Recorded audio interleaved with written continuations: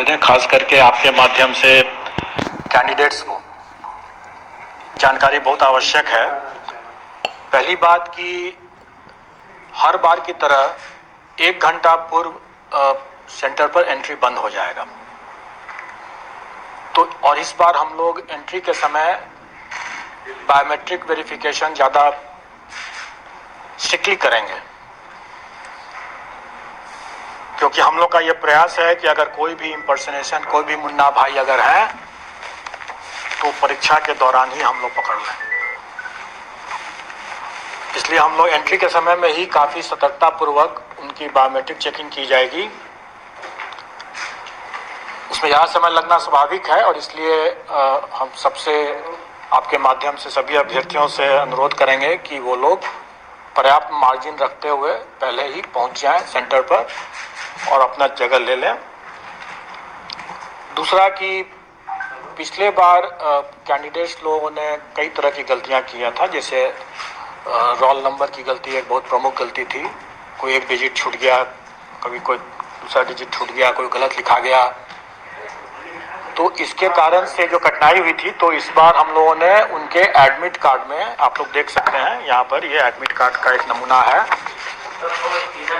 ये admit card में ही यहाँ पर बना हुआ है, उनको अपना रोल नंबर अपना रखने के लिए।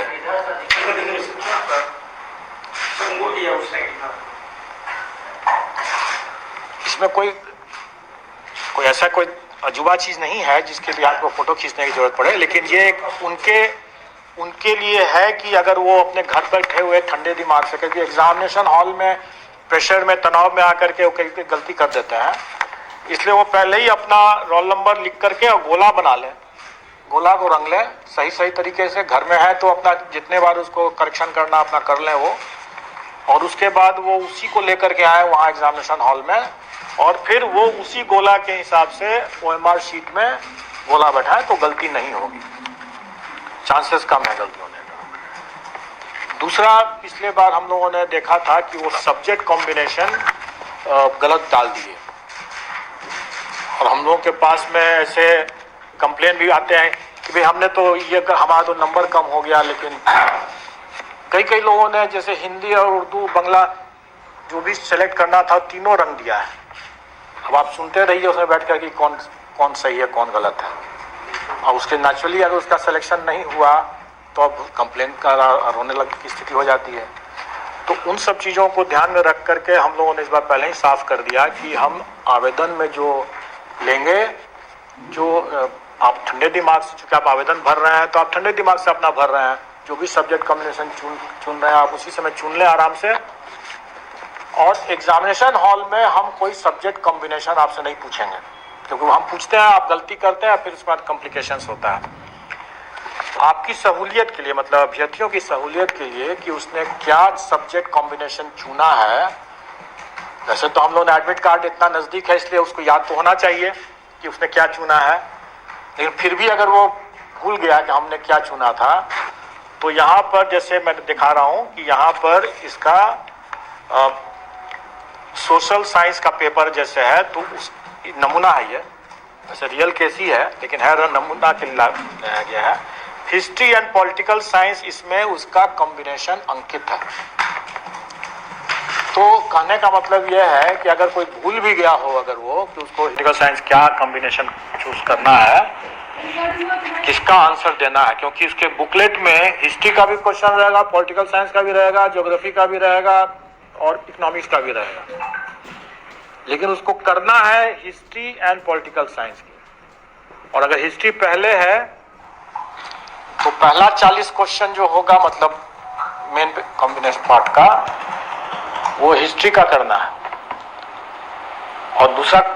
पॉलिटिकल साइंस है तो अंतिम 40 क्वेश्चन जो होगा वो पॉलिटिकल साइंस का ही करना है उसको,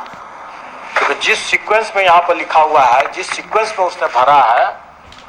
इसी सीक्वेंस में उसको आंसर करना है। और ये सीक्वेंस वहाँ पर दिया हुआ है जो उसने भरा है कि पार्ट ए में हम हिस्ट्री एंड पार्ट बी में हम पॉलिटिकल साइंस, तो उसको उसी हिसाब से प्रथम 40 जो है उसको हिस्ट्री, द्वितीय पॉलिटिकल साइंस, इस तरह से चुनना है। तो सर 100 का क्वेश्चन नंबर, जैसे कि आपने यदि 160 नंबर 150 क्वेश्चन, 160 नहीं है, 150 क्वेश्चन। मैं एक्सप्लेन कर देता हूँ, मैं आपको एक्सप्लेन भी कर देता हूँ, क्योंकि आप लोग भी क्लियर रहें और अपने संपर्क में और अपने मीडिया के माध्यम से अभ्यर्थियों को भी सतर्क कर दें। वैसे हम मुझे उम्मीद है कि अभ्यर्थी ज़्यादा जानते होंगे, क्योंकि उन्होंने इसकी प्रैक्टिस भी किया होगा, तो इसलिए मैं मानता हूं कि वो ज़्यादा जानते होंगे। लेकिन फिर भी आप सबकी जानकारी के लिए, प्रथम 30 क्वेश्चन जो है किसी भी पेपर में, प्रथम 30 क्वेश्चन जो है वो लैंग्वेज क्वालिफाइंग के हैं, और उसके बाद जो 120 क्वेश्चन है,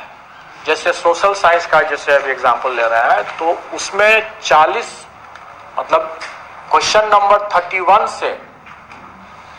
70 तक जो 40 क्वेश्चन जो हुए वो जनरल स्टडीज के होंगे, जो सोशल साइंस पेपर की बात मैं कर रहा हूँ। उसके बाद जो 71 से लेकर के जो 150 तक जो होंगे, तो 71 से 40 में जोड़ दीजिए 110 तक, 71 से 110 तक जो होंगे, ये जो 40 क्वेश्चन होगा, इस कैंडिडेट ने चूंकि हिस्ट्री पहले चुना है,